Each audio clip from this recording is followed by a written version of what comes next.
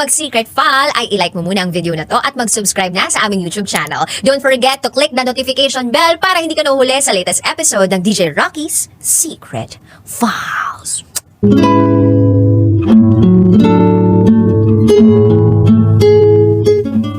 And now, it's time for DJ Rocky's Secret Files.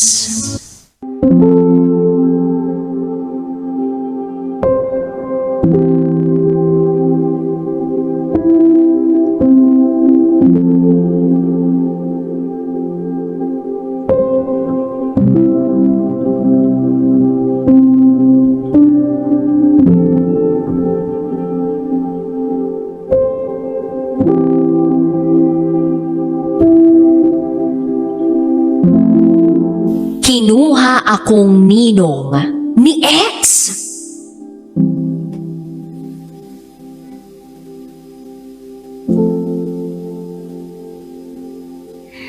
Hi DJ Rocky. Sana mapansin at mabasa mo ang storya ko. Isa ako sa mga silent listener mo at matagal kong pinag-isipan kung ibabahagi ko ba ang kwento ko. Ang kwento ng buhay pag-ibig ko.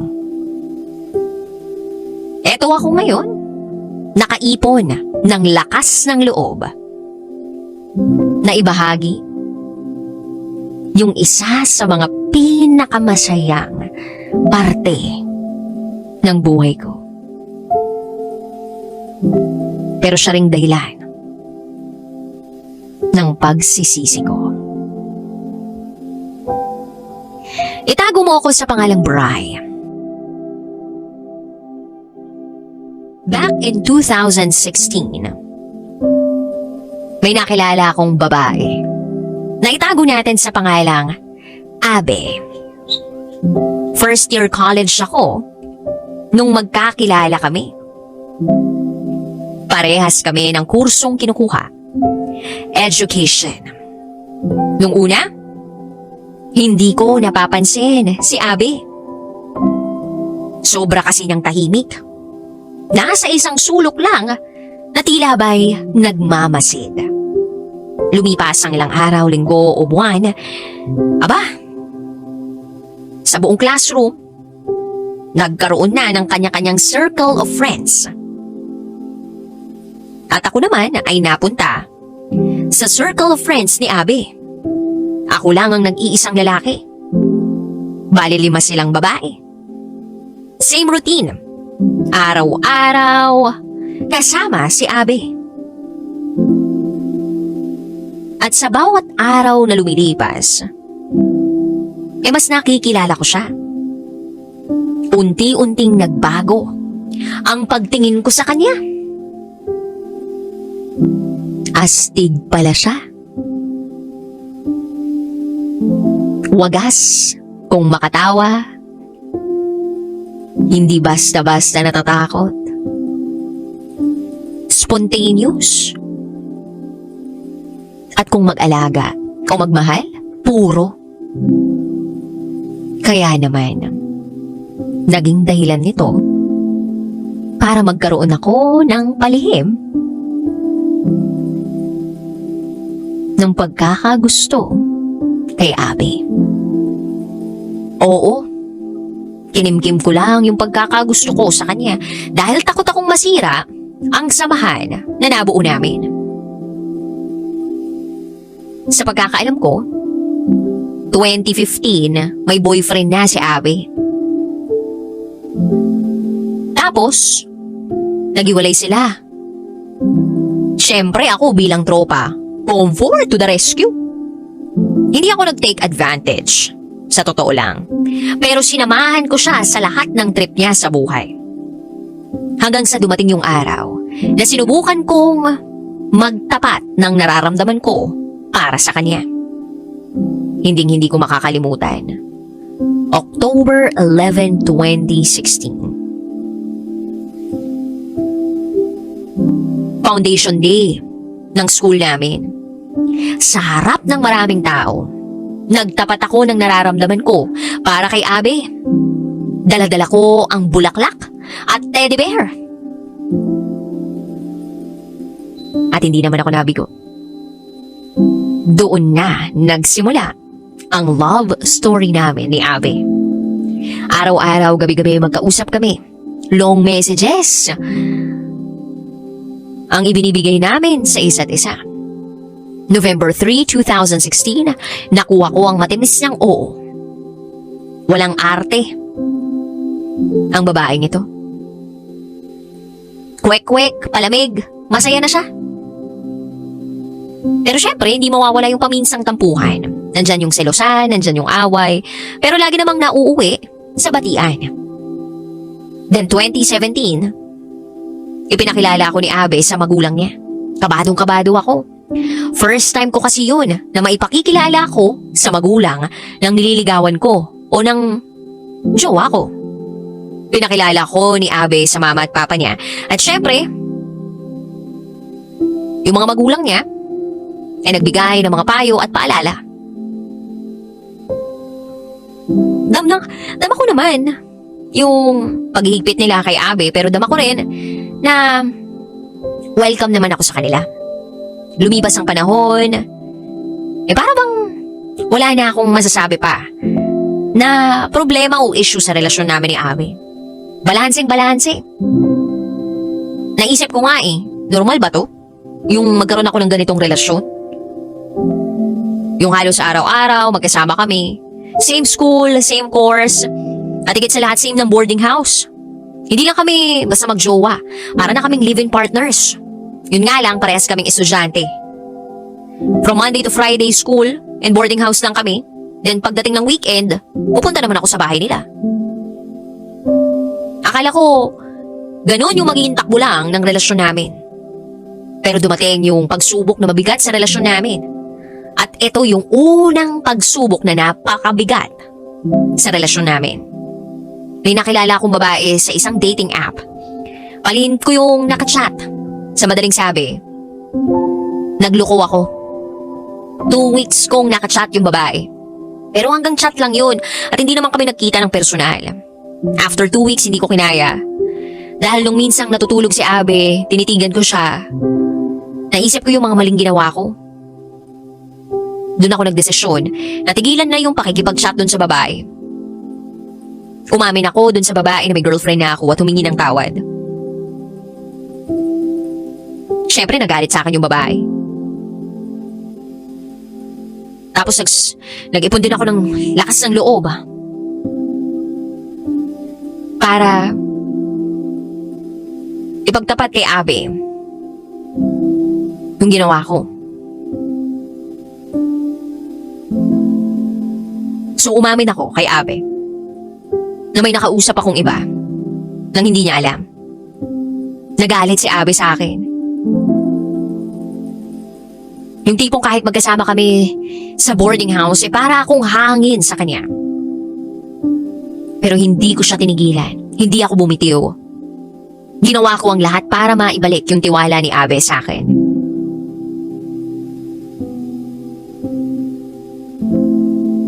Hanggang sa nagsucceed ako. Fast forward to 2019. Graduating na kami parehas. Sabi ko kay Abe, malapit na nating mapatunayan na hindi tayo mag-aasawa ng maaga. Kaya lang may problema uli. Pressured ako sa buhay. Hindi na-approve yung thesis ko. Ilang buwan na lang graduation na namin. Pero wala pa rin ako sa graduating list. Si Abe ang naging sandalan ko. Buti na lang, hindi niya ako binitiwan. At hindi ko rin binitiwan yung sarili ko. April 2019 na makagraduate kami. We made it. Akala ko tapos na ang pagsubok pero meron pa rin pala. Pagkatapos ng graduation, lumabas yung pagkakaiba namin ni Abe. Siya ang gusto niyang mangyari ay magtrabaho muna. Ako naman ang gusto kong mangyari ay makapasa sa board exams. May 2019, nag-decide ako na pumunta ng Maynila. Nandun ang mga magulang ko para kahit papano matulungan ako sa pagre-review ko. Para doon ako makapag-take ng exams. Habang si Abby naman piniling magtrabaho sa Pampanga. Halos masiraan ako ng ulo noon. Hindi ako makapag-focus sa pagre-review. First time namin ni Abby mag-LDR. Buti na lang may video call. Kahit papano ay may connection pa rin naman kami. Pinagsasabay ko yung trabaho at pagre-review dahil gusto ko matupad yung pangarap namin sa buhay ni Abby. At lahat naman ng ginagawa ko ay para sa future namin. Basta alam ko sa sarili ko na hindi ako lolokohin ni Abby. Kilalang kilala ko siya.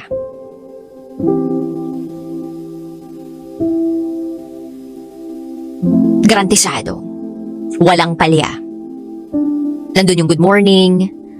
Kumain ka na ba? Matutulog na ako, pasok na ako. Mga ganon. Hanggang sa naging busy na ang lahat sa amin. Aminado ako na walan ako ng oras. Nag-focus ako sa trabaho at pagre-review. Para bang sa priority list ko napunta si Abby sa pinakadulo na hindi naman dapat. Dumating ang araw ng paglabas ng resulta sa board exams. Hindi ako nakapasa. Dala ng frustration, nag-focus ako sa trabaho. Lumipas ang mga araw, napansin ko na lang nagiging cold na sa akin si Abby. Naisip ko baka nagtatampo o namimiss lang ako. Then one day sabi sa akin ni Abby, sa Pampanga na lang daw ako magtrabaho.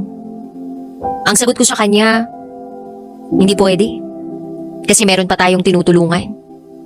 Kailangan pa nating mapag-graduate yung parehas nating bunsong kapatid. Ang sagot niya lang, okay, sige. Araw-araw lumilipas. Wala namang bago. Hindi na kami nagkukwento ng mga nangyayari pero nagpapalitan pa rin kami ng mga mensahe tulad ng I love you, ikaw lang at ikaw pa rin. Then July 2021. Nakabili ako ng bahay at lupa para sa amin ni Abby. Sinuwerte lang ako dahil maraming pumasok na pera sa akin. At ang gusto ko ay masurpresa si Abby tungkol sa achievement na yon. Milestone yun para sa amin. Kaya lang, kahit anong sayang nararamdaman ko, meron pa ring sumusulpot na lungkot. Dahil nag-iba na si Abby. Parang hindi na siya yung dating girlfriend ko.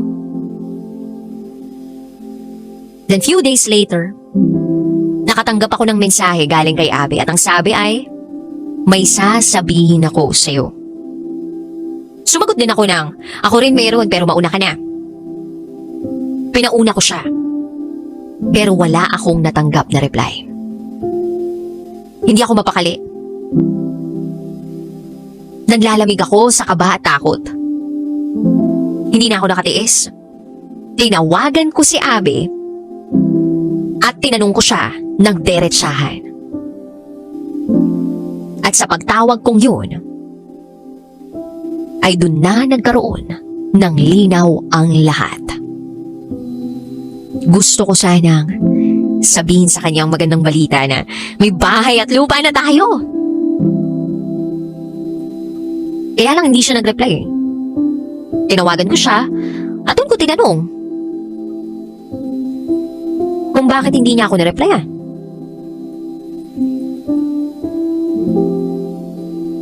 Hindi siya umiimik. Nasabi ko, di ba may pangako tayo sa isa't isa? Kahit masakit, basta maging totoo lang tayo. Dagdag ko pa, mas magiging maayos kapag naging totoo tayo. At dun na siya sumagot sa akin. At ang sagot niya ay, sorry. Tanong ko sa kanya, bakit? Bakit? Bakit?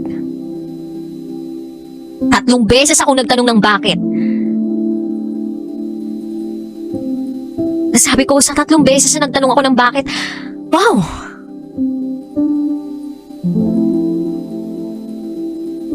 Ang dami kong nakuwang sagot.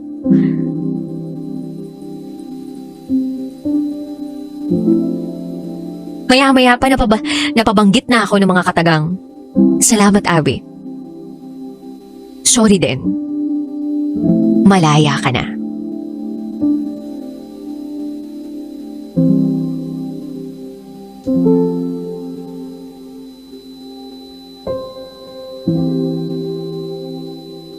Pagkatapos noon ay binlock ko siya.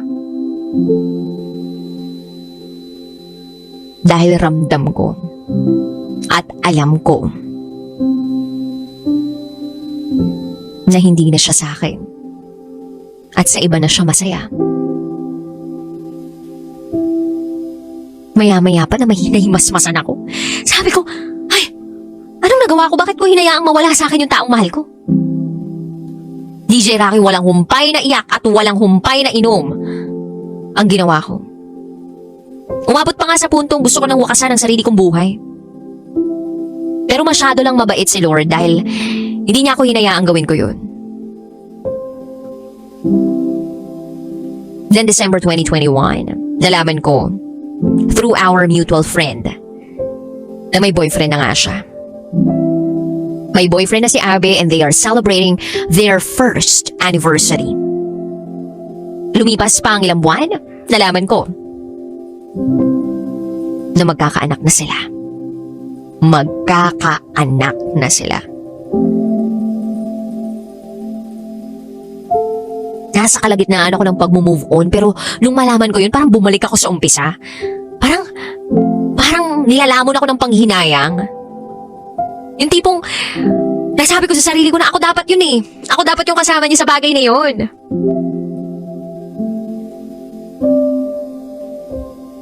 Pero hindi ko rin naman siya masisisi kung bakit na-fall out of love siya sa akin. Marami siguro talaga akong pagkukulang.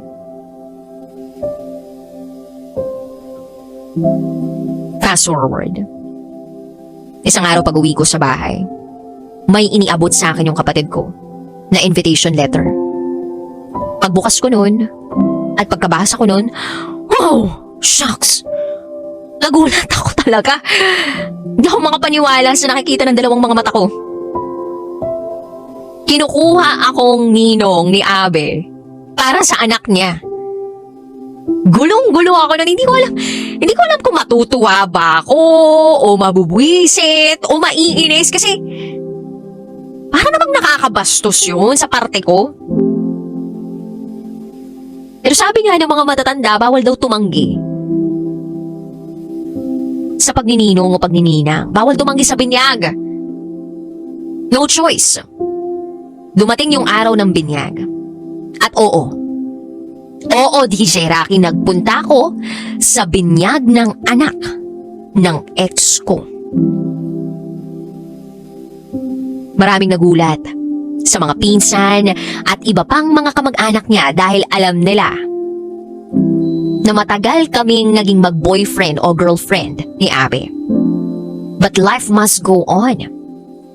Nandun ako, nagsimula ang seremonyas, pumwesto ako sa dulo ng simbahan, pinanunood ang binyag. Nangingilid ang mga luha ko, pero sabi ko sa sarili ko, tatagan mo. O kasi, kung mas inayos mo sana yung relasyon ninyo, di sana kayo yan ngayon. Sana, hindi mo na lang siya kinilamutan. Masyado ka kasing ambisyoso, gusto mo agad maabot yung pangarap mo, pangarap ninyo. Kung sana naibigay mo yung oras mo sa kanya, di sana, ikaw yung tatawaging papa ng anak ni Abby. Pero wala naman akong magagawa. Hanggang ganun lang ako sa sarili ko. Natapos ang binyag. Uuwi na sana ako kaso bigla niyang tinawag yung pangalan ko para sa photo op. Gusto niya na may picture kaming dalawa kasama yung anak niya. Pero hindi ako pumayag kasi syempre, respeto sa asawa niya, no? Pinili ko na lang na sumama dun sa picture na grupo. Pero nandun ako sa dulong side. Doon ako nakapwesto. Uuwi na talaga ako sana pero itong si X, niyaya pa talaga ako sa reception. Tumanggi na ako. Sabi ko may pupuntahan pa ako. Kahit wala naman. Kasi hindi ko na nga talaga kaya eh. Parang sasabog na yung dibdib ko. Parang lalabas na yung bituka ko sa sobrang sakit pero wala akong magawa. Kasi, ultimo mga kamag-anak niya, pinilit na akong pumunta sa reception. Ang malupit dito, yung mga kapatid niya sumakay pa sa sasakyan ko para masigurong pupunta ako dun sa reception. So dumating nga kami sa reception. Hindi ako makakain. Nakafocus yung mga mata ko kay Abby at sa anak niya. Kasama yung asawa niya.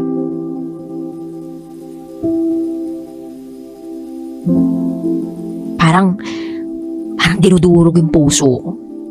Ewan ko ba to sa sarili ko? Bakit ko hinayaan pang mangyari yun?